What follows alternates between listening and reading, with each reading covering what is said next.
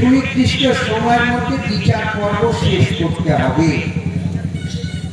তাহলে সিবিআই কাছে আমরা প্রত্যাশা করেছিলাম যে অপরাধীকে খুঁজে বার করবে,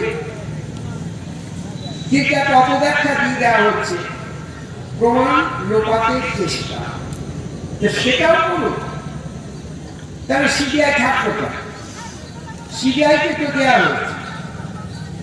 আজকে 25 দিনের ওপর পেরিয়ে গেল, আজও করতে পারল না।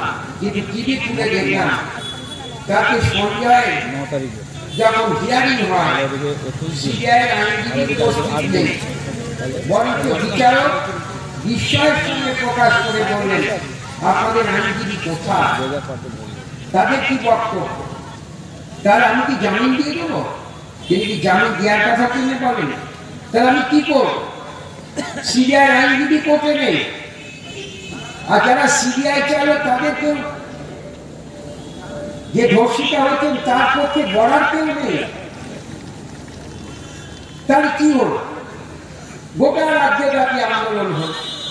হ্যাঁ, ভালো টাকা কোন জায়গায় একজন গর্ভবতী গর্ভ ধারণ করেছেন মা কিংবা আমার বোন কিংবা দিদি, যখন সে জাহাঙ্গীরে বাড়ি ফিরছে, সেই গাড়িকে ঘিরে আক্রমণ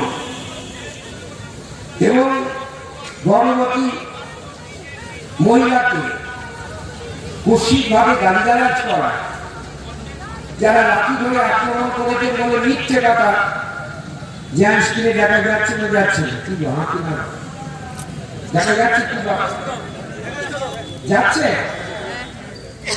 যাচ্ছে কি বাজারে দোকানদাররা বলবে তো যে মিথ্যে কথা, সেই জন্য তোরা ওইগুলি তো সব দিয়ে পাবো, তোরা বাড়িতে আর দেখা না